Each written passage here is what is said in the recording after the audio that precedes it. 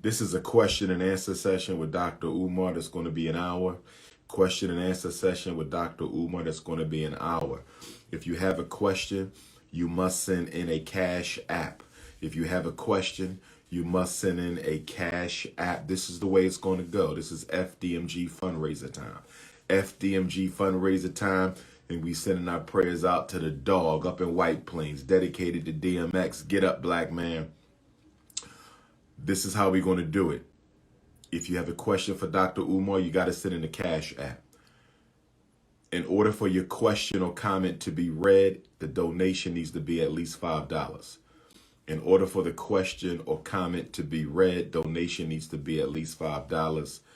If the donation is under $5, your name will be read. You will be honored, but the question and comment will not be read. It must be at least $5 for question and comment to be read and answered, but your name will be mentioned no matter how small of a donation you got, brothers and sisters. This is all about our children. It's about saving black boys. It's about saving black girls. It's about getting that HVAC done. It's about getting that plumbing done. We got 5 months, brothers and sisters, 5 months until the end of August. And I want to have that grand opening unapologetically first annual Unapologetically African Family Festival and Conference. We want to have a festival and conference. If you have a question, you got to make a donation. So I got the Cash App up, $Fdmg School. I got the Cash App up, $Fdmg School. Hit your Cash App. Jay-Z's first 2 albums were not better than DMX's first 2 albums. Jay-Z's first 2 albums were not better than DMX's first 2 albums. Sorry about that. Okay? Hit your Cash App, $Fdmg School, $Fdmg School. You got a question, you got to donate. You want to answer, you got to donate. So the Cash App is up, brothers and sisters. I'm just waiting for the first donation to come through. Who gonna make that first one? Make sure you have your question or your comment. We got $21 from BK Trainer. Thank you, BK Trainer.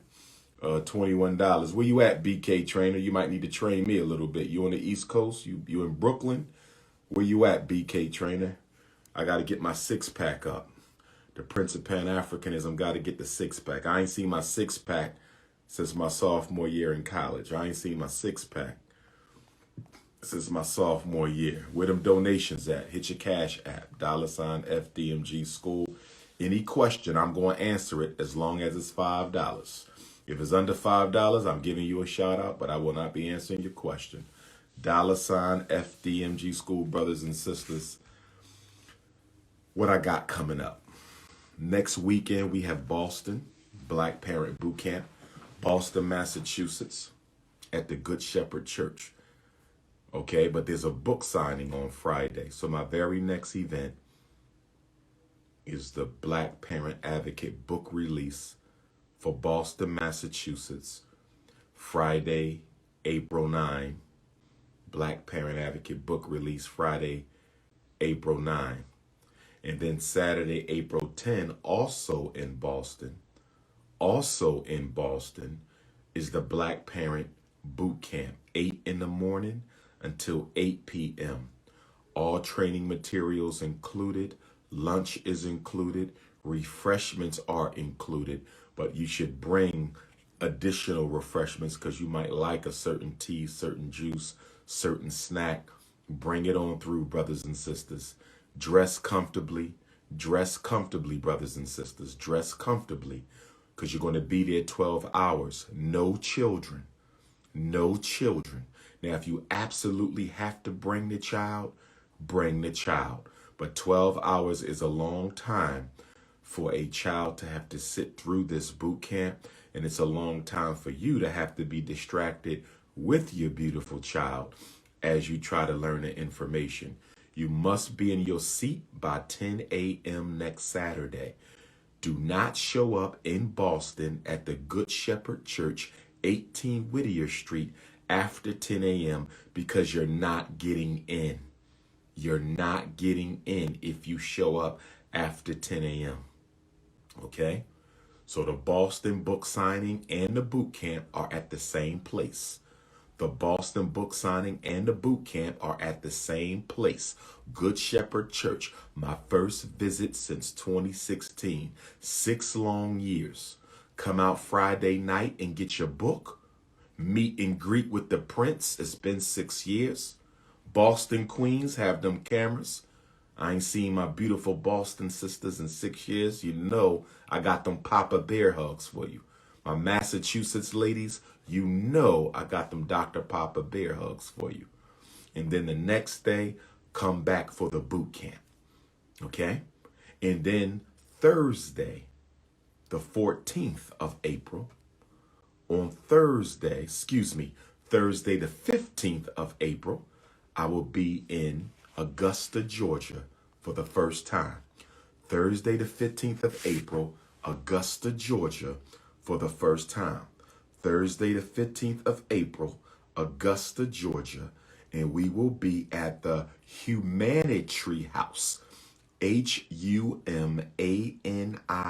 Tree, HUMANITREE, humanitreehouse.com, located 305 8th Street, 305 8th Street in Augusta, Georgia, Thursday, April the 15th, from 2 o'clock until 8 o'clock. And the very next day, I am in Atlanta.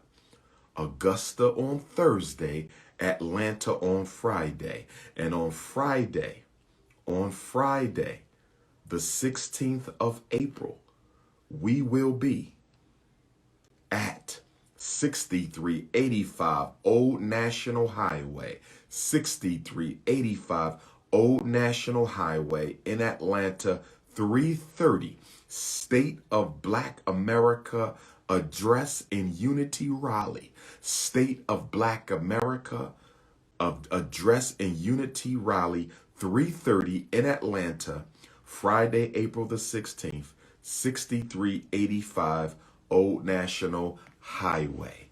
Okay? And then what do we have? What do we got after we hit up Boston? Then we're going to hit up Augusta, Georgia.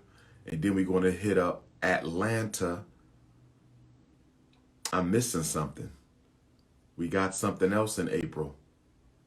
It'll come back to me. May 1st, Shreveport, Louisiana. May 1st, Shreveport, Louisiana. May 1st, Shreveport, Louisiana for the first time. And I'm waiting for the details for the Shreveport lecture. Tulsa, Oklahoma, May the 15th, Friday, at the Greenwood Cultural Center, Tulsa, Oklahoma. Friday, May 15, Black Parent Advocate book release and lecture, Greenwood Cultural Center. Saturday the 16th, Oakland, California. Sunday the 17th, Los Angeles, California. Blessed Love, Vernon Ave. Y'all know how we do. Ross, Bob, Sister Kim, the backyard, the food, the mic. You know how we do, LA. Black Parent Advocate book release, Los Angeles. Get ready. Now, for Oakland, where are we going to be at? Just so my Oakland family know. LA know where we're going to be. Tulsa know. Oakland, we're going to be at the Church of All Faith, 2100 Fifth Avenue. The Church of All Faiths, 2100 Fifth Avenue in Oakland on Saturday, May the 15th from 2 until 8. Now let me hit the Cash App. $ Fdmg School. Let me read some questions. If you got a question, you got to hit the Cash App. Okay. Kahali Bakulu. Kahali Bakalu. Kahali Bakalu, $10. I have listed my question in the question box. What do you mean you listed your question in the question box? Where's the question box? Kahali Bakalu. I don't know where the question box at. Terrell Davis. Thank you for the $1 donation, Terrell Davis. Jarius Lyles, $10. Thank you, Brother Jarius. No question or comment from Brother Jarius. Keon Young, $5. Thank you, my brother. No question or comment from Keon. Omar Leslie, $10 donation. Thank you, my brother. No question or comment from Omar. Cameron Butler, $25 donation. Thank you, Brother Cameron. No question or comment from Brother Cameron. Too Hot to Handle, 54. $50 donation from Too Hot to Handle, 54. Shout out to Too Hot to Handle. Edward, $15 donation from Edward. No question, no comment. Robert Robinson, $40 from Big Rob. Thank you, Brother Robert Robinson. Tyreek Tilton, $5 from Brother Tyreek. Thank you, Brother Tyreek. Sister Tiffany Griffin, Ifatunde University, $50. Please explain the third rule of white supremacy. All right. So the first rule of white supremacy is that all Europeans are racist. And when we say all Europeans are racist, we are simply saying that all white people participate in the system of black oppression, directly or indirectly, consciously or unconsciously, and all white people benefit from the system of black oppression, directly, indirectly, consciously or unconsciously. So the first rule of racism is recognizing that it is a system in which all Europeans participate. All Europeans, there are no exceptions. All Europeans participate in the system of racism because racism cannot exist. It cannot continue. It cannot survive unless every white person participates. That's number one. Okay? And every white person derives a benefit from the system of racism as well. Do you understand? So whether they kill a cop or not, they benefit from the fact that the police are oppressing black people. Whether they participate in the underemployment of black people, it doesn't matter. They benefit from the fact they don't have to compete with those black people who are being systematically unemployed. Whether they are the judge or the prosecutor, it doesn't matter. The fact that so many black people are being locked up creates a domino effect of political and economic problems from which all white people benefit. So I want you all to understand, it doesn't matter if the white person is on the sideline or not. They still reap a benefit that none of them have refused to receive at all in history. Let me say that again. There is no white person who has ever given back their white privilege. If you know of a white person who has given back their white privilege, please let me know their name. I'm not aware of a single white person who has ever given back their white privilege. There's not a white person who does not enjoy privilege in this country, in this world, as a result of the stigmatization, dehumanization, exploitation of the black man and woman. So that's rule number one. All white people participate. All white people benefit from racism. Rule number two, okay? Racists don't share power with their victims. Rule number two, racists don't share power with their victims. White people have never shared power with black people. Never in history, never at the current time, never in the future. If you can name a corporation, if you can name a business, if you can name a country, if you can name a set of circumstances where you can show me where the white person shared power with the black person, I would like to know where it is. Because every situation in history where our ancestors shared power with white folk, they ended up losing that power to the white folk. So it may have been a temporary sharing of power, but it ultimately was a capitulation of power away from the black and towards the white. They don't share power. So when you hear people say things like one America, that propaganda that Barack Hussein Obama used to brainwash black people, there's no black America, there's no white America, there's only the United States of America. Do you remember Barack Obama saying that? Do you remember Barack Obama saying that when he won the presidential election, that victory speech? There's no white America. There's no black America. There's only the United States of America. So, Mr. Barack Obama, if there's no white America and there's no black America, there's only the United States of America. Can you explain to me then, Barry Soreto? Can you explain to me, Barry Soreto, if there's no black America or no white America, how is it that 1 out of every 9 black men are either in prison or jail right now? But for white males, that number is like 1 for 40. If there's no black America and no white America, can you help me understand why the average amount of wealth in a black household is less than 10% of the average amount of wealth in a white household? If there's no black America and no white America, how do you explain gentrification, Mr. Barack Obama? Because I'm not aware of a white community that has ever been gentrified by black folks. I have never seen a white community that was gentrified by black people. Does anybody know of a community of white people where black people came in and through the sheer power of their dollar were able to force all the white people out? I'm not aware of that. I'm not aware of a systemic miseducation effort being handed out to white children.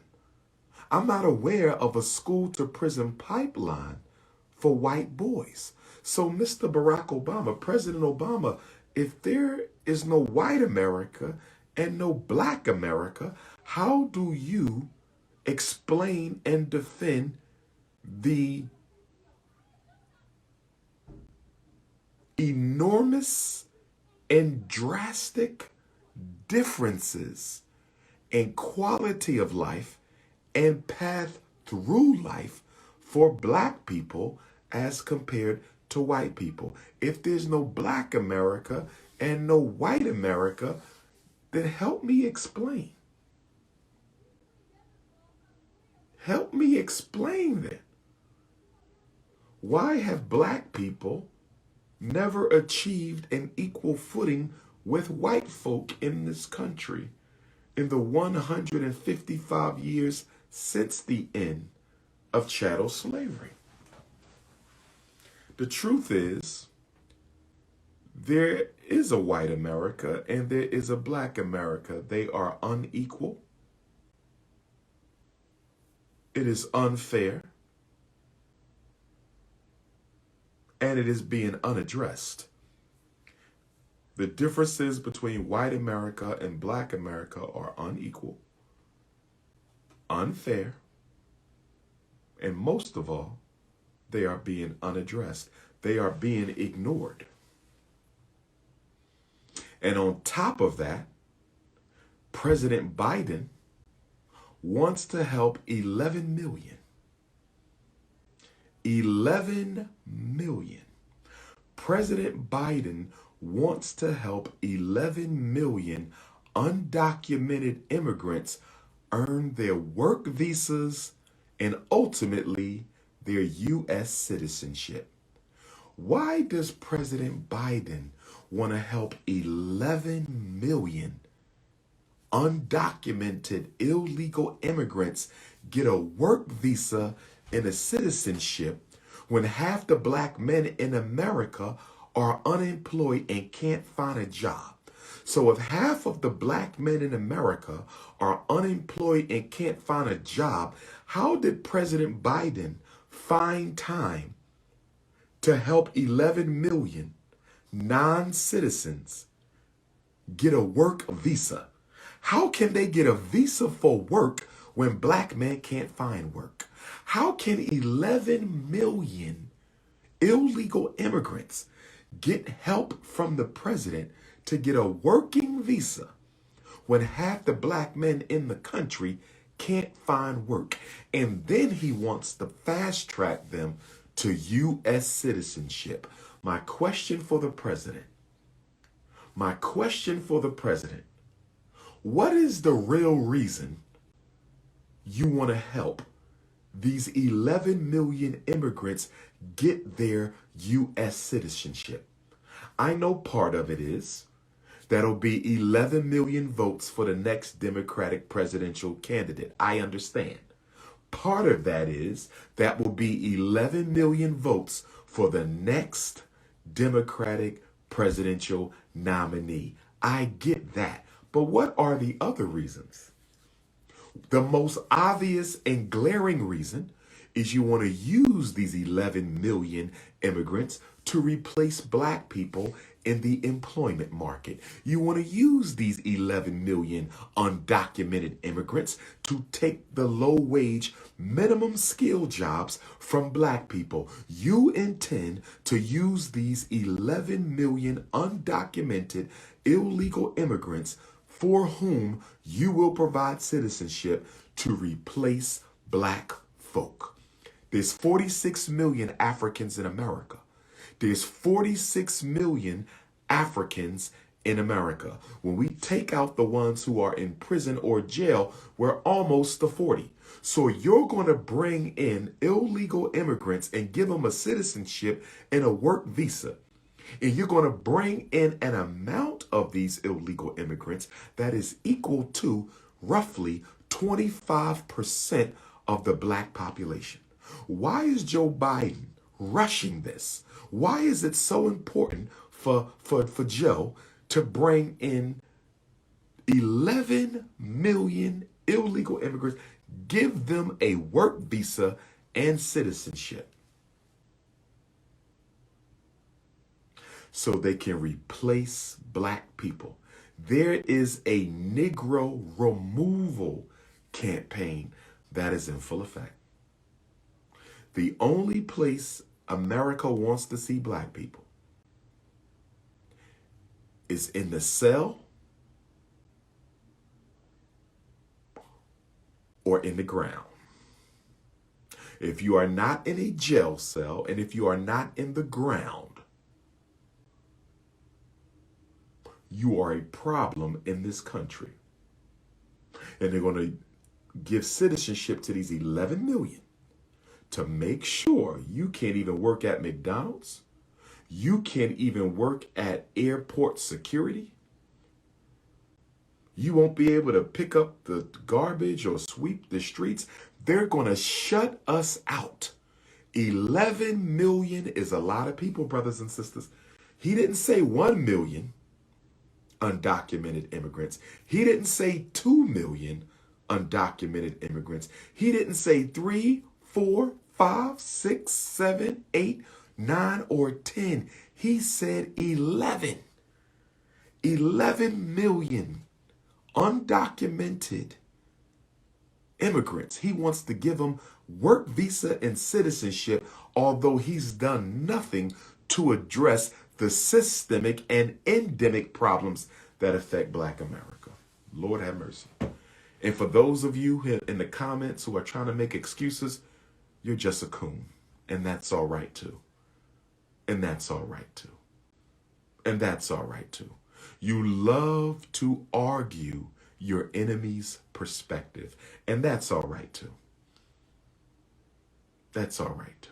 That's why when we finally open Fdmg, we got to have a coon conference. I want to get in a room with all the coons.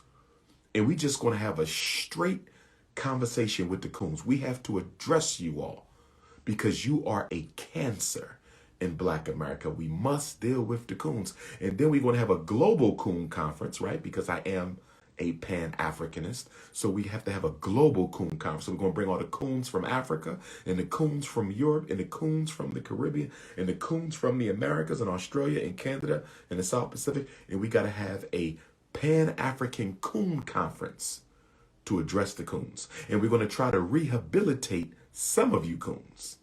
We're going to try to rehabilitate some of you coons. But we got to find out what to do with those of you who cannot be saved, because you are a significant security risk to the survival of the Black liberation struggle. And what I find interesting about Joe Biden's 11 million immigration plan, which is basically a 11 million Negro removal plan, nobody's questioning the intention of this. The Democratic Party ain't said nothing. Congressional Black Caucus ain't said nothing. NAACP, Urban League, community-based organizations. Nobody's saying anything about this 11 million immigrant new citizen and work visa project of Joe Biden. Rule number 1, all Europeans are racist. Rule number 2, they do not share power with blacks. Rule number 3, to Sister Tiffany's question, the rules of racism. Rule number 3 to Sister Tiffany's question is, white supremacy is ruthless. Rule number 3 is ruthlessness. RUTHLESSNESS. Ruthlessness. Racism is ruthless. They will poison your water. They will give you COVID, and then they will turn around and give you a COVID vaccination.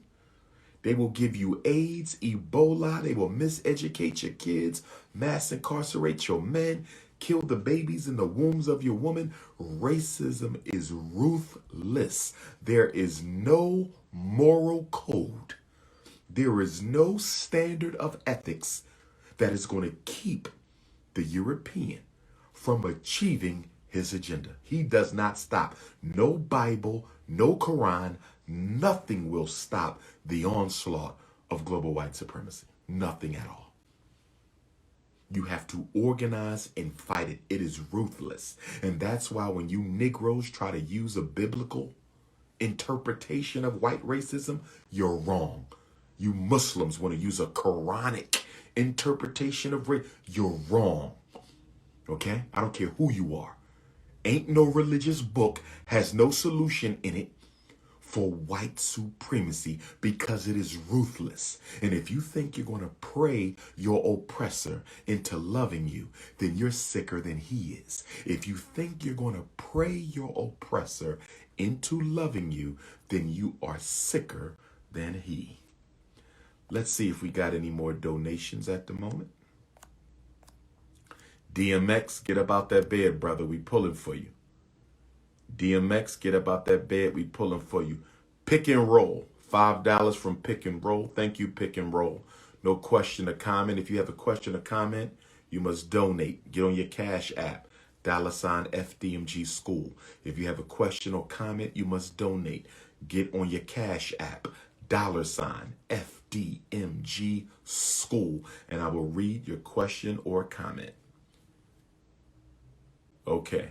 Kahali Bakalu is back. Can you tell me about Ethiopian genetics? I need clarity on that question. What do you mean, Ethiopian genetics? We know that Ethiopia is within the cradle of mankind. It's where God first put the African, first put man and woman down on earth in Africa along the Fertile Crescent, which includes Uganda, Ethiopia, Kemet.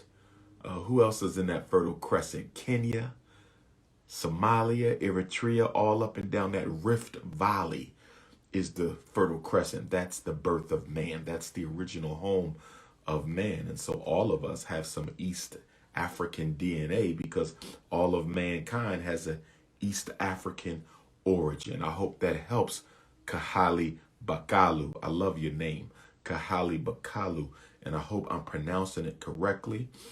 Brother Don Philo, is an all-black city similar to Tulsa possible? Yes, Brother Don, an all-black city similar to Tulsa, okay? Similar to Tulsa, an all-black city is possible.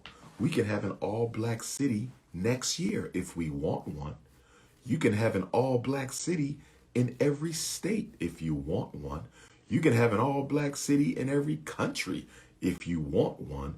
But in order to build an all-black city, you got to have black people who are committed and convicted enough to bring it forth. That means they have to discipline their spending. That means we have to put our money together.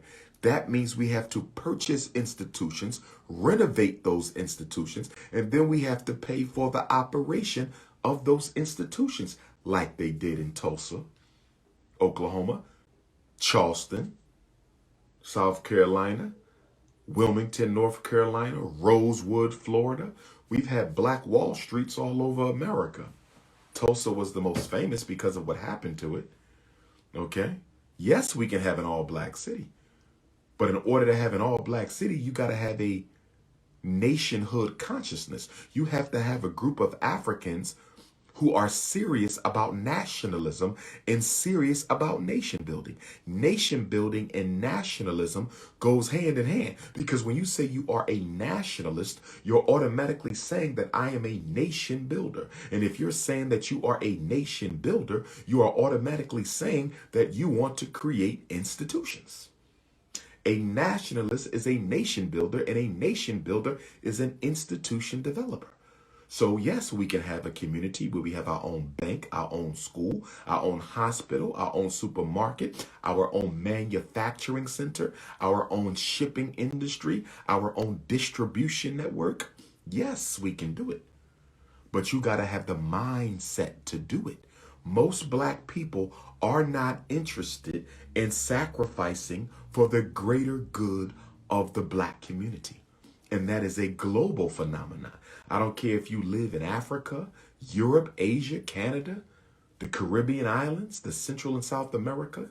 Most African people globally are psychologically defeated people.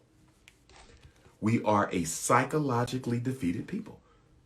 Why would you expect a psychologically defeated people to build an independent community? A psychologically defeated people don't believe it's possible to build an independent community. What is the number one symptom of a psychologically defeated person? What is the number one symptom of a psychologically defeated person? The number one symptom of a psychologically defeated person, I want y'all to hear me well. The number one symptom of a psychologically defeated person is negativism. Negativism. You ever been around Africans who are always negative? Always, we can't do this. We can't do that. That's too hard. That's impossible. The white man won't let us. We can't do this. We can't do that. That's too hard. That's going to take too much time. They're not going to let us do it. That is negativism. And negativism is the number one symptom of a psychologically defeated African. That's why we have Africans, Africants, and Africoons. I'm going to say it again. We have Africans, Africants, and Africoons. I am an African. I can. The African, I-K-A-N. I can do it. When you say I am an African, you're saying I can do it. You should never call yourself an African if you don't believe we can do it, because the word I can is right there in the word African. You can't have African without I can. So when you say I can, when you say I'm an African, you're saying I can. I can do it. So an African is optimistic. An African is optimistic. He is a revolutionary optimist. The African is a revolutionary optimist.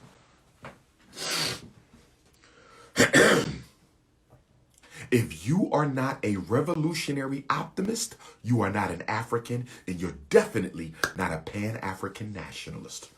You must be a revolutionary optimist.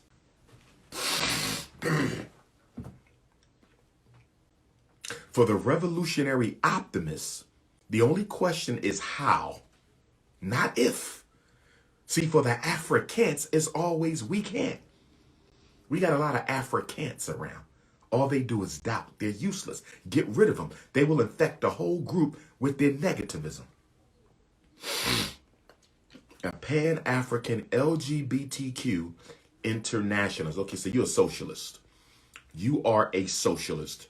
And I respect your Pan-Africanism. But the problem with you Pan-African socialists, the problem with you Pan-African socialists is all of you are integrationist. You accept anybody and everything as long as they want to smash capitalism. The problem with you Pan-African socialists, I respect your Pan-Africanism. But the problem with you Pan-African socialists is you are really integrationists. You're really integrationists. You want to hold hands with everybody. You are Pan-African integrationists. That's what you are.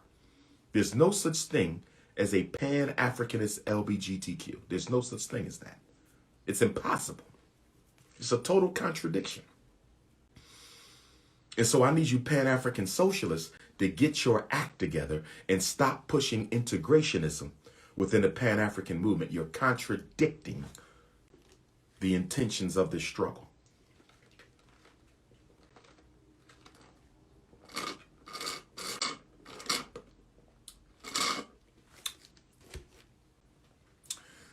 Okay, let me break this down to you, my beautiful African sister. And for the record, I love you. You're a lesbian, and I love you. You're bisexual, I love you. Okay, I love you as my sister, as the person, you understand? I want to be clear with you. I'm going to answer your question. Can you be LGBT and a Pan-Africanist? I'm going to answer your question. But first, I want to make sure you understand that my response is coming from a place of love. You're my sister, and I love you. Okay? Gay or straight, I love you. The person I love. The behavior I reject. Okay? The person I love. The behavior I disagree with. And I want to tell you why. Pan-African nationalism. I'm going to give you the answer for the Pan-African nationalist. I cannot give you the answer for the Pan-African socialist. Well, I can. Let me give you their answer first. For the Pan-African socialist, you can be lesbian or bisexual and still be a Pan-African socialist, because the socialists operate on a European ideological paradigm. Okay, they come from a Marxist-Leninist approach to oppression. So for the socialist, they see capitalism as the problem, not racism. For the socialists, smashing capitalism is the problem, not racism, because they believe capitalism invented racism. So for them, you can be a lesbian and be a Pan-African socialist. You can be gay and be a Pan-African socialist. You could be transgendered and be a Pan-African socialist for them. So that's the Pan-African socialist. So you can be a part of that. They will accept you. They accept everything as long as you're against capitalism. Okay? Now let me give you the answer for the Pan-African nationalist. I want to give you the answer for the Pan-African nationalist. For us, again, sister, I love you. I love all of our people. Gay or straight, I love all of our people.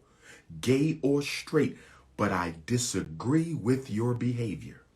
The reason you cannot join us, the reason you cannot struggle for us. Now, I will die for you, sister. I will fight with you. I will fight for you if anyone tries to harm my black sister. But the reason you cannot join this movement is because the word nationalism is derived from the word nature. Nationalism and nature have the same root, which is nat, N-A-T, okay?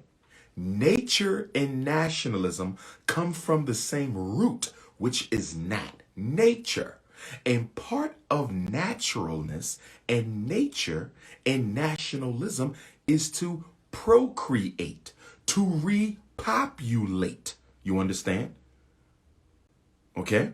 To regenerate. When we say nationalism, we're talking about building up a nation, and a nation is nothing more than a collection of families and communities. If there's no family, there's no community. If there's no community, there's no nation. So a nationalist, at the core of his being, is a promoter of traditional black family. I want you to understand me, sister. I want you to understand, overstand, and understand your brother. I want you to understand, overstand, and understand your brother. As a nationalist, I am a supporter of nature. And as a nationalist, I am a supporter of the black community. And in order for there to be a black community, there must be black family. So a nationalist is a proponent of the traditional black family. The word nationalism and nature come from the root, nat, okay? To do as nature intended, to repopulate, to regenerate, to create families and expand those families into communities and expand those communities into nations. So here's the question, my sister. If a nationalist is a proponent of nature, and if a nationalist is a proponent of the traditional black family, because there's no nation without the community, and there's no community without the traditional black family.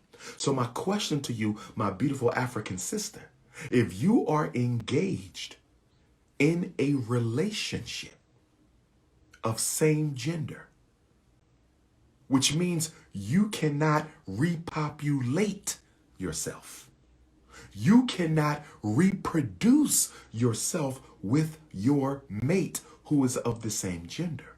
That black man who's dating another black man cannot reproduce himself naturally with that black man. The black woman dating another black woman cannot reproduce herself naturally with that other woman. So as you can see, the mere fact that you have chosen to live your life in a situation that does not allow for nature to take its course by way of your lifestyle, then represents a contradiction for the pan. Your lifestyle then represents a contradiction for the Pan-African nationalist. Do you understand? That's why you can't be with us. We love you. We will fight for you. You're a black woman. I will respect you. I respect your mate. You understand? You are human beings. You are my sister. All of us have some sort of psychological issues as a result of white supremacy, slavery, and the Ma'afa. But politically, I love you as a sister. That's family. But politically, you cannot struggle because it is a contradiction. You are promoting behavior that is antithetical to the best interests of the black community. You are promoting lifestyle choices that undermine the best interests of the black community. So my sister, as you can see, I don't hate you. It's not about disrespect. We got to understand each other. Now, you can still struggle with the Pan-African socialists. They accept everybody, okay? Anybody can go be with the Pan-African socialists. But for the Pan-African nationalist, no. Traditional African family structure is a foundational principle for the revolutionary Pan-African nationalist. I say it again. Traditional black family structure is a foundational principle for the revolutionary Pan-African nationalist. I love you, my sister. I hope to meet you one day. Let's sit down and have a conversation. You know what I'm going to do? I'm going to have a Dr. Umar town hall with the lesbian and bisexual sisters.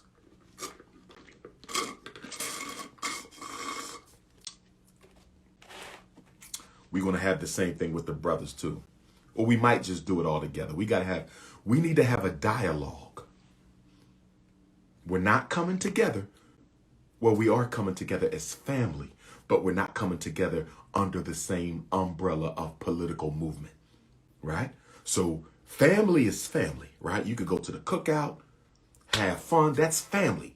But when we taking care of business, military science, African liberation, that's when some of us got to go out the side door. When we socialize it, that's one thing. But when it's time to take care of business of African liberation, some of us have to be excused from the meeting. I have some more questions. Sister Sarah Adajer. Adajere. These are some beautiful names. Please forgive me if I'm mispronouncing them. Thank you, Sister Sarah, for your $10 donation. Brother Michael, $5. Thank you, Brother Michael. Kahali Bakalu. Is it possible to have a phone conversation? Yes. Are you a brother or a sister, Kahali? I'm not sure if Kahali is masculine or feminine. This is what you do, Kahali. Text my phone. Screenshot your donation so I know it's you. Screenshot your donation. Text it to my cell. 215-989-9858. 215-989-9858. And I will oblige you with a telephone conversation in the next 24 hours. Kahali Bakalu. Thank you for your third donation, Kahali. For my lesbian sister, did I answer your question? Okay. George, $75 donation. Thank you, Brother George. Thank you, Brother George. Deshaun Spencer, $5. Thank you, Deshaun. Yvonne Kerbeam, $100. Thank you, Evan Kerbeam. That's a very interesting last name. I never saw that. Evan Kerbeam, very unique name. Thank you, Evan. Desmond, for Southern Company booking impact over intentional. Okay, Brother Desmond, you're the one I'm going to be doing the training with. I think so. Thank you, Brother Desmond, for the $10 donation. Wait, I saw Sister Tiff in here. Didn't I see Sister Tiff in here? One second. I thought I saw Sister Tiff twice. Maybe not. Okay. Tamir, what are your views on polygamy? Okay. Now, you want to get me in trouble with the ladies, Tamir. Tamir donated $5, so he's entitled to have his question answered. What are your views on polygamy? Tamir, let me say it this way. In America, in the United States of America, if we married every able-bodied black man to every able-bodied black woman, there would be 2 million black women left without a husband. Let me say this again. This is the premise of why I support polygamy. To rebuild the black community, not to fulfill anybody's appetite for lust. I want to be clear. If you married every able-bodied black man to an able-bodied black woman, there will be 2 million. I didn't say 1,000. I didn't say 200,000. I said if you married every black man to a black woman, there would be 2 million black women left without a husband. And my question to the black community, my question to those who do not want to entertain the polygynous conversation, what are we to tell our 2 million black sisters here in America? What are we to tell them when there's no men remaining to become their husbands? What do we tell them? You know what they're going to do? Let me tell you what's going to happen. And this has nothing to do with morals or ethics. This is sociology, the behavior of groups. Those women are going to share other women's husbands. You know why? Because there's not enough to go around.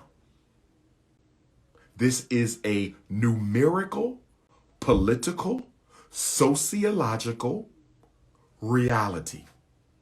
There's not enough able-bodied black men to go around. And guess what, Tamir?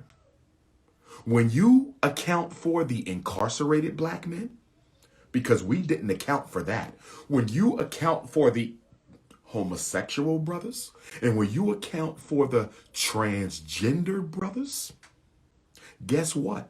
That 2 million goes up even higher, probably closer to 3 million black women won't have a husband. So what are we going to do for those 2 to 3 million black women who don't have a husband? You have to. They have a God-given right to be married. They have a God-given right to have a husband. They have a God-given right to have children. So what do you do for them? And if our beautiful black sisters have an answer, I'll love to hear it, as long as the answer is realistic and reasonable.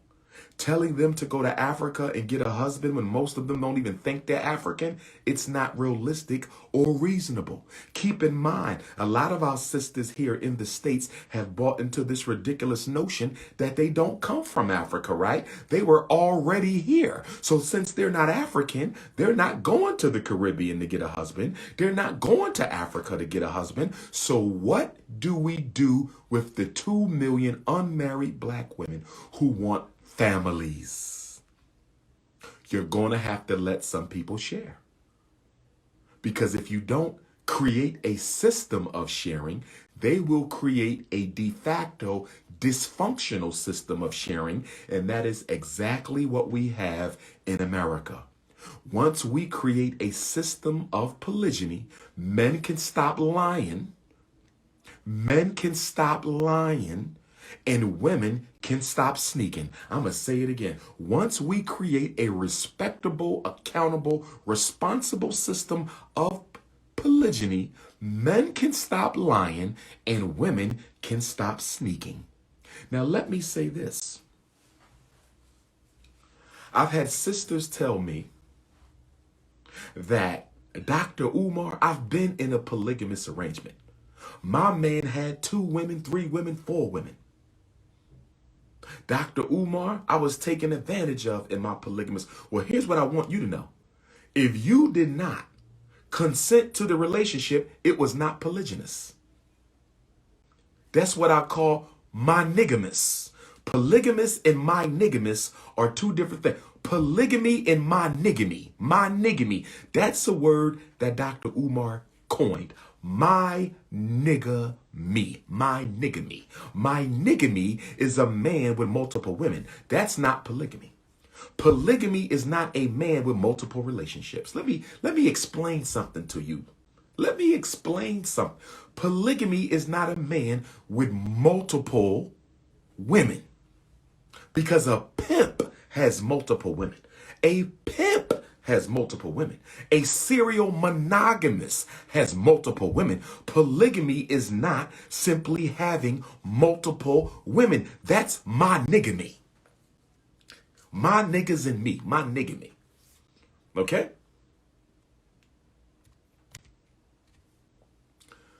Polygamy is a relationship where the man has multiple families with women who are all in agreement and collaboration with one another. Let me say it again. In order for it to be polygamy, the women have a relationship with one another. Let me say it again. In order for it to be polygamy, the women must have a relationship with one another. Let me say it again. In order for it to be polygamy, the women must have a relationship with each other. If I got 5 women, 5 baby mamas, 5 women I'm sleeping with, that's not polygamy. You know why? For it to be polygamy, those women must know about each other. They must be willing to make the family system work. They must collaborate with each other. They must enter into a sisterhood. If there's no sisterhood amongst the women, it is not polygamous.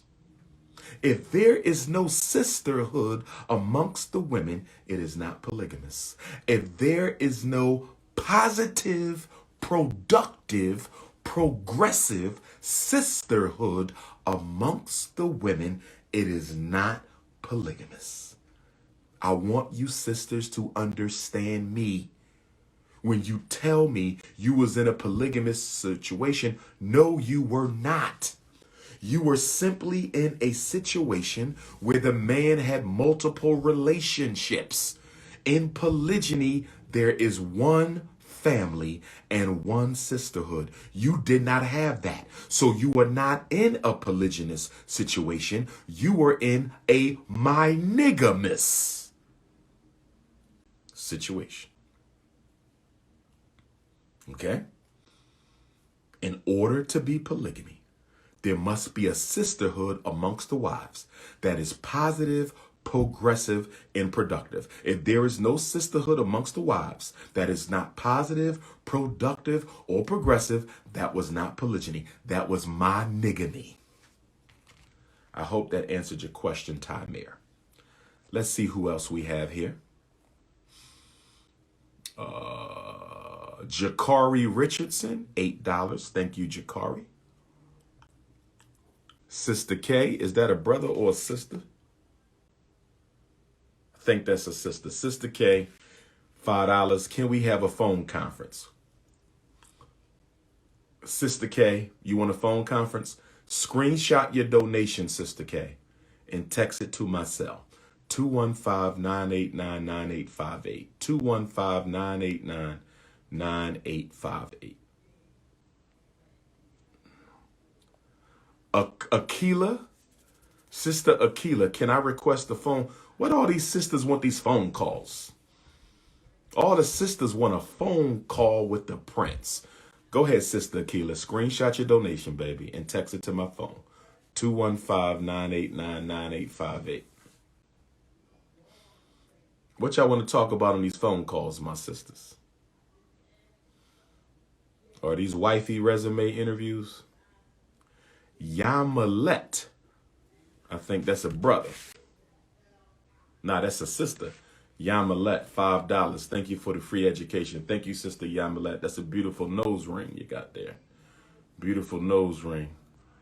Okay, we'll wait for some more donations. We'll wait for some more. Okay, Sarah is back. Sister Sarah is back. How can I help my teen son get over his absent dad? Okay. I don't like the wording, Sister Sarah. I don't like the wording. How can I help my teen son get over his dad? He can't get over his dad. As a teenager, he desperately needs his father. So my question to you would be, how can we get him reconnected with his father? And you know Dr. Umar's position. There is almost no excuse to justify why a father cannot spend time with the child. If supervised visitation is necessary, then let it be supervised visitation. But there is no justification for why a father can't spend time with the child, okay? Unless the father is physically, emotionally, or sexually abusive to the child, he should be able to see that child. Where is the dad? Maybe we need to have a three-way conversation with the dad. Okay, Sarah? I need a little more information. Your son might need some counseling. He might need a big brother to spend some time with him. I don't know where you're based. But Sister Sarah, if you send me a text message, let me know where you're based. Maybe I can link you up with some organizations that provide services and programs for our young brothers. That might be the way to go, Sister Sarah. But we don't want him to get over it.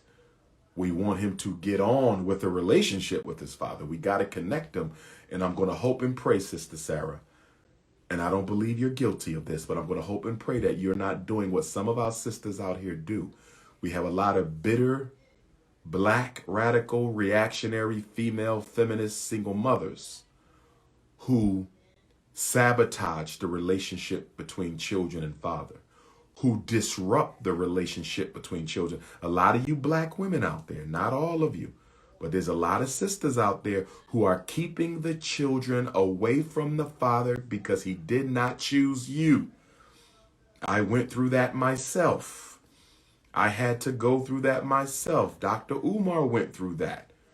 where the mother of my child kept me from my child because I did not choose her.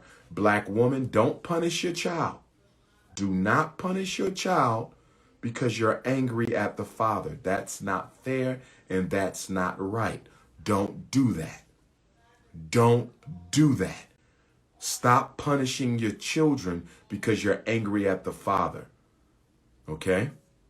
But Sarah, if you reach out to me, we can have a conversation, and maybe you, I, and the father can have a dialogue on a three-way to see how we can get him involved in his father's life. Let's see what else we got here. Okay, Jeremy Rayson, $3. Unfortunately, Brother Jerry, your donation has to be $5 in order to get your question answered, Brother Jeremy. So, Brother Jeremy, if you send in $2 more, you can ask your question. Okay? But brothers, we got to be responsible too. Just like I have to take responsibility, you understand? For my decisions that led to that situation. You all black men, part of being a man is being responsible. A lot of women will act like what you want until they get you. A lot of women will put on that Halloween Hotep costume. I've had a lot of women put on the Halloween Hotep costume until they get you. And once they get that ring or that baby, that Negro comes out. And when that Negro comes out, she don't go away. So be more responsible. Control your lust. Choose your woman for longevity. Make sure you're choosing a woman for what she's bringing to the table and what she's bringing into your life. Don't go off the looks, because she's not going to look good forever. Don't go off the looks. She's not going to look good forever. Brothers got to do a better job. Brothers got to do a better job. Tiffany Griffin is back. Why do black daughters and mothers have discord? This is a great question, because this is a great observation I've made over my 20 plus years being a therapist. Why do black daughters and mothers have discord? 3 reasons that black mothers and daughters have discord. There's a lot of reasons, but I'm going to give you 3. There's more than 3, but I'm going to give you 3. Number 1, although a mother wants the daughter to do better than them, although the mother wants the daughter to have a better life than she had, although the mother is rooting for the daughter to be all she can be, once the daughter has achieved a level of success that the mother did not achieve, some mothers can begin to get a little jealous of the daughter's success. It's true. I've seen it.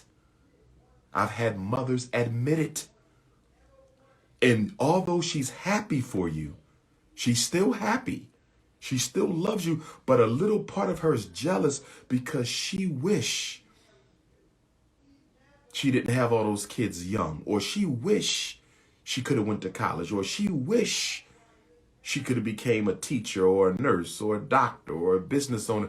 She loves you and she's happy for you, but a part of her is hurting because she wish she could have experienced what you are experiencing. So what I say to all the daughters who have jealous mothers, be patient with your mother. Look past the fault. Understand it's going to take her some time to get over the fact that that train has passed. She will get over it, but you have to be patient with your mother, because had it not been for her, you might not be where you are. So don't rub your success in your mother's face. Don't do that. Don't disrespect your mother. Don't do that.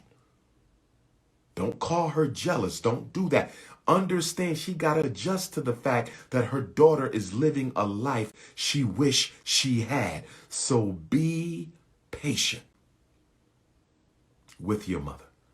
But yes, there is a such thing as maternal jealousy. Yes, yes, yes. Maternal jealousy is real. Yes, it is. And some maternal jealousy can be psychopathological.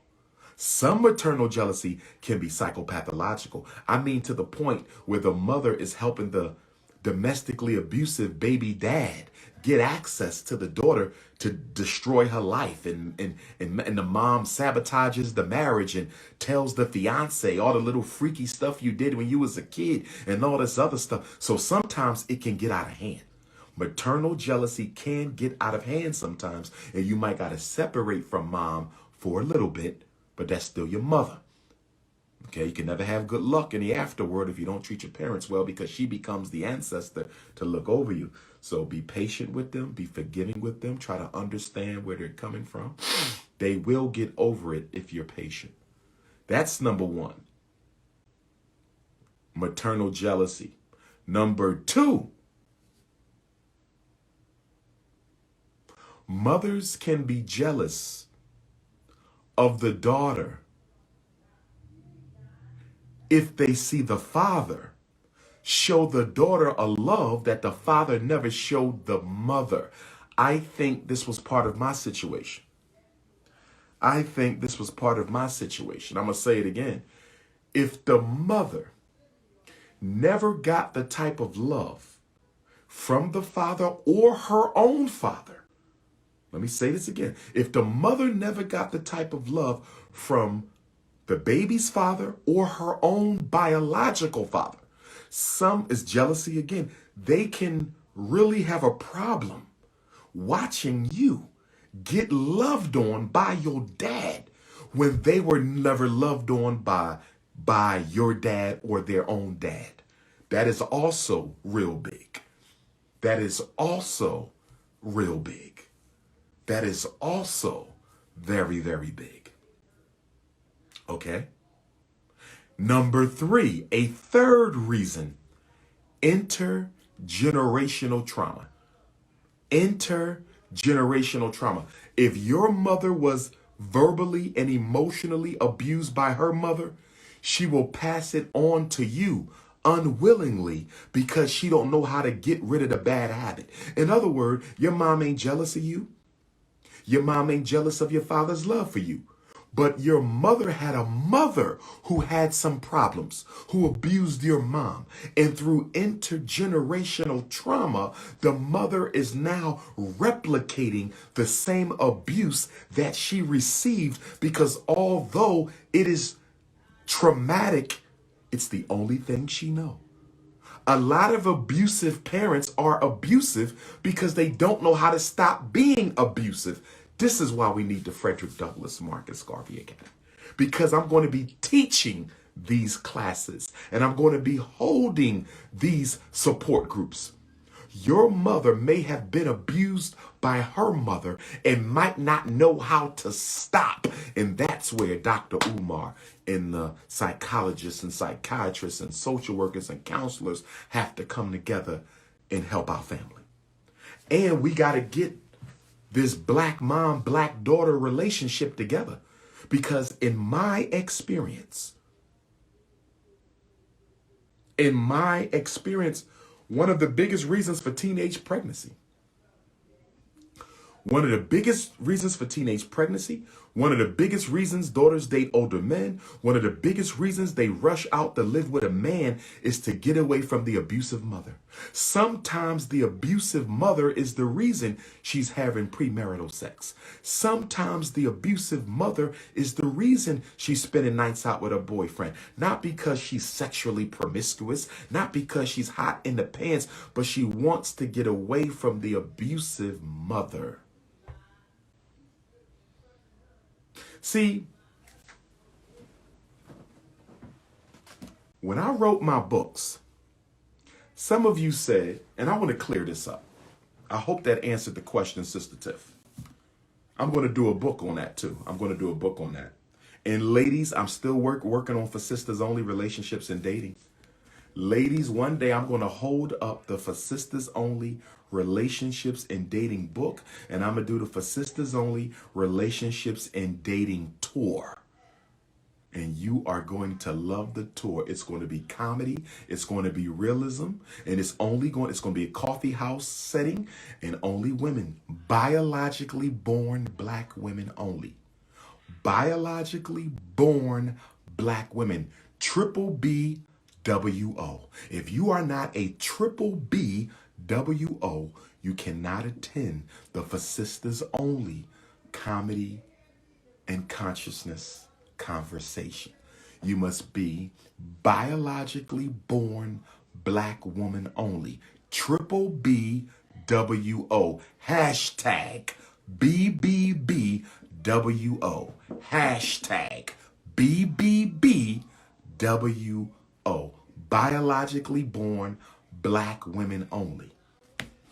And I might add with some, never mind. Anyway, curvy, conscious. Curvy and conscious. Listen, I want to deal with something. I have been attacked by a few jealous scholars who don't have the level of preeminence in the black consciousness movement that I do. And I've been attacked by coons. And they say, Dr. Umar has written 2 books. 2 books. And we trying to understand how this man wrote 2 books and he doesn't have a bibliography. There's not a single citation inside of Black Parent Advocate. So how can Dr. Umar write a 500-page book without a single citation? I want to answer that question. I have been studying mental health since I was a 17-year-old freshman in college. I have been in the mental health field for well over 20 years. I have participated in the standardization of tests. I have served as an expert witness in due process hearings. I have evaluated thousands of children. I am an expert. And because I am an expert, everything that I write about in this book comes from my own, let me say that again, my own direct encounters and experience with the psychoacademic Holocaust. So I don't have to quote no white psychologist. I don't have to quote no black psychologist, because these are not the words of the white psychologist, and these are not the words of the black psychologist. These are the words of this black psychologist, Dr. Umar Johnson. Now, other scholars must quote when they do books on black children because they don't have my credentials or my experience or my training. They don't have it. So when they cross over and write books on the effeminization of the black male, when they cross over and write books on ADHD, they must quote white folks and they must quote black folks. I don't have to do that because I have my own direct experience, more than 20 years of doing this work. So I don't quote nobody in here except myself. Period. Point blank. End of story.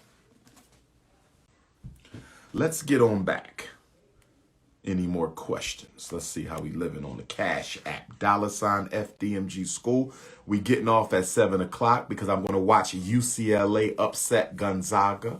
We're going to get off at 7 o'clock Eastern time because we're going to watch UCLA upset Gonzaga. So we got 22 minutes. Sister Janet would like a phone conversation. Ladies, what's going on with all the phone conversations today? Somebody help me out. Why do all the sisters want a phone conversation for their donation today? What's going on with all these phone conversations? Now, y'all know the consultations are $75. Consultation with Dr. Umar is $75. But for you sisters, I will oblige your requests and I will give you your phone conference. Okay? We can't be an hour though. That's a $75 consultation fee. but we can do a nice 10-minute conversation. So Sister Janet, screenshot your donation receipt, text it to my phone, and I will be reaching out to you in the next 24 hours. And if any of you phone consult queens happen to be nappy, natural, and single, you know, you might want to indicate that too. I'm just kidding. But let us get back. Politics is always over everything else. BK Trainer, what are your thoughts on the George Floyd trial? What are my thoughts on the George Floyd trial? I haven't watched any of it yet, but I have been reading some of the updates. I haven't watched any of it yet, but I have been reading some of the updates. And I think part of this distraction from the president involving immigrant issues is to distract away from the George Floyd trial. That's why they're paying all this attention to all this other stuff to make sure we're not focused on the George Floyd trial. They're going to try to let him off, but it's going to be tough because some of those testimonies that were given from eyewitnesses and experts were very damning to the defense. Some of those testimonies that were given by the eyewitnesses and the experts, some of those testimonies were very powerful and will be damning for the defense. Okay? So that's what I think about that, Brother BK. Mr. $13. Thank you, Mr. for the 13, Fdmg. Okay. If you have a question, make the donation, $ Fdmg School. Brother J, for a live chat. You can't get a live chat for $10, Brother J. Oh, you want to do a live chat on Instagram, Brother J? But how can I find you? Because when I click on the view requests, I only get one person. Can somebody explain to me why they only give me one person now? I'm not able to choose. When I click on live chat on Instagram, I'm not able to choose who I want. They only give me one person now. And I'm trying to understand why they only give me one person now. Brother Warren, will the COVID passport become mandatory? I'm afraid so, Warren, but I hope not. Will the COVID passport become mandatory? I'm afraid so, Warren, but I hope not. But I hope not. But I hope not. How is the search for the building going? Where you been at? We got 2 school buildings we trying to get up. HVAC and plumbing. It's all about the HVAC and the plumbing. It's all about the HVAC and the plumbing. If you got a question, you got to hit the Cash App today, $ Fdmg School. Boston, I will see you Friday for the book signing and Saturday for the boot camp. Boston, I will see you Friday for the book signing and Saturday for the boot camp. Augusta, Georgia, I will see you at Humanity in Augusta, Thursday the 15th. Atlanta, Friday the 16th. South Bend, Indiana, May 23rd. South Bend, Indiana, May 23rd for the Black Messiah Conference. All my Indiana family, I haven't seen you guys in a long time. I'm looking forward to seeing all my Indiana family in South Bend on Sunday, May 23rd. Shreveport, Louisiana for the first time, May 1st. Shreveport, Louisiana for the first time, May 1st. Tulsa, Oklahoma, May 14th. Oakland, California, May 15th. Los Angeles, Blessed Love on Vernon will be Sunday, May the 16th. What else am I missing? I know I'm missing another event. I'm always leaving somebody out. It'll come back to me. It'll come back to me. We got 15 minutes left. Any questions? Hit the Cash App. Brother J for my IG. Brother J live chat. How do I get you though, Brother J? That's the question. That's the question. Because they only give me one person. I'll be coming to Mississippi soon too. Biloxi, Mississippi is coming up. Biloxi, Mississippi. Harrisburg, Pennsylvania is coming up. Harrisburg, Pittsburgh. Oh, North Carolina. I'm sorry. North Carolina. Triple threat, North Carolina.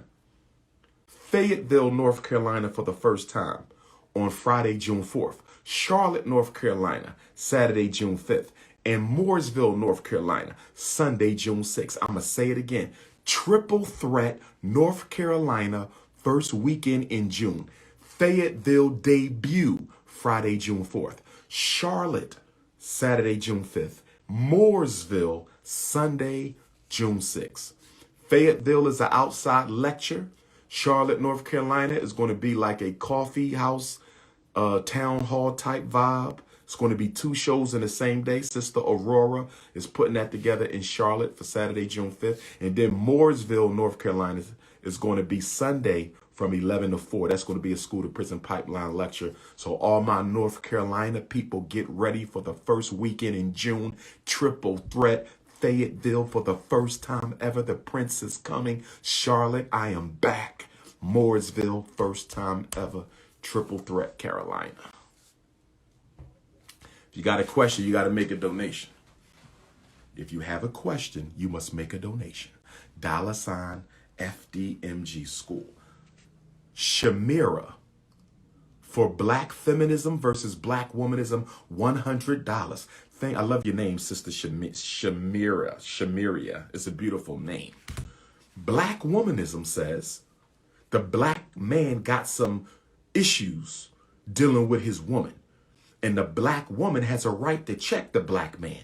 But she's not going to make the black man a scapegoat for racism. See, the black womanist understands that she can hold her brother accountable, but she don't have to unite with the white feminist. The black womanist understands that she can check her brother on the community level and still be feminine. The black womanist is not trying to be a black man. She doesn't feel she got to act like a man or be a man to be equal to a man. That's the black womanist. Whereas the black feminist is a white woman in a black face who feels like she has to become a man in order to be equal to a man. That's the difference between the womanist and the feminist. The African womanist maintains her femininity. She's not giving it up. True, authentic African culture-based femininity. That's the difference between the black womanist and the black feminist. For Shara, $40. Are Catholic schools a good option for our children? Are Catholic schools a good option for our children? Sister Fashara Boy. Are Catholic schools a good option? To answer your question, my queen, they are not. Catholic schools are not a good option. They are indoctrinating our children with European Christianity. They have them praying in front of a white Jesus and a white Mother Mary, and not to mention the potential for sex abuse issues. So I do not support the black child going to any school except an independent, revolutionary, Pan-African nationalist, community-owned and operated academy. That's the only school I support. The Catholic school is not a good option, but I understand parents do it out of a lack of options.